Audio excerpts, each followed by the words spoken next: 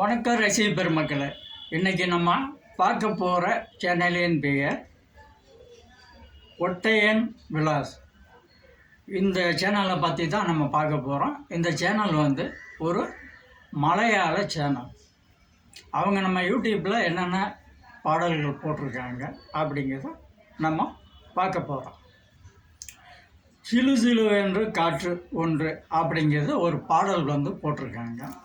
இந்த சேனலை பற்றி நான் முதல்ல தெளிவாக சொல்லணும். இந்த சேனல் முழுக்க ஒரு பாட்டில் யானைகளை வைத்து சாங்கு போட்டிருக்காங்க.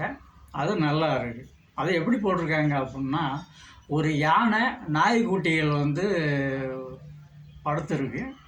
அது பக்கத்தில் அந்த யானை போகுது. நான் பயந்துட்டேன்.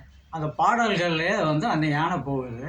நாய்க்குட்டி சின்ன சின்ன குட்டி அங்கங்கே ஓடிட்டுருக்கு. நான் என்னமோ மிதிச்சிருவோம்னு நினச்சி நான் பயந்தேன்.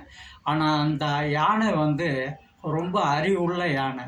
அந்த நாய்க்குட்டியை ஒரு சைடு அப்படியே நின்று காப்பாற்றிட்டு அது அப்படியே நின்றுட்டுருக்கு. மனிதனுக்கு கூட இந்த அறிவு இருக்காதுங்க, யானைக்கு இருக்குது. அடுத்து அப்படியே பார்க்க போனால் ஒரு மலையாள பாடல் போட்டிருக்காங்க. அந்த பாடலுக்கு யானைக்கு சாப்பாடு ஊட்டி விடுற ஒரு விதம் இருக்குங்க. ஒரு குழந்தைக்கு தாய் சாப்பாடு விடுவா, சில நேரம் தகப்பனும் ஊட்டி விடுவான். இதுதான் வழக்கம். ஆனால் யானைக்கு அவர் வளர்க்கார்ல, அவர் சாப்பாடு ஊட்டி விட்ட பிறகு தான் அந்த யானை அடுத்து இன்னொருத்தர் ஊட்டி விடுறாரு. அதை சாப்பிடுது.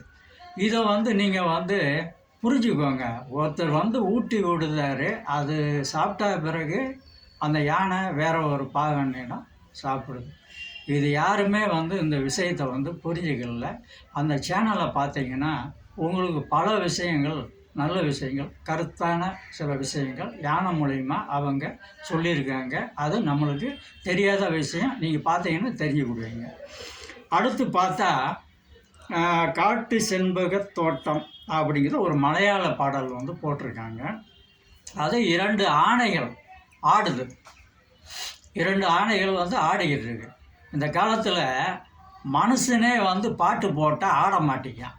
ஆனால் அந்த யானையையும் ஆட வச்சு, அழகாக ஆட வச்சு, அதுக்கு ஒரு சாங்கை போட்டு அதை ஷூட் பண்ணியிருக்காருங்க.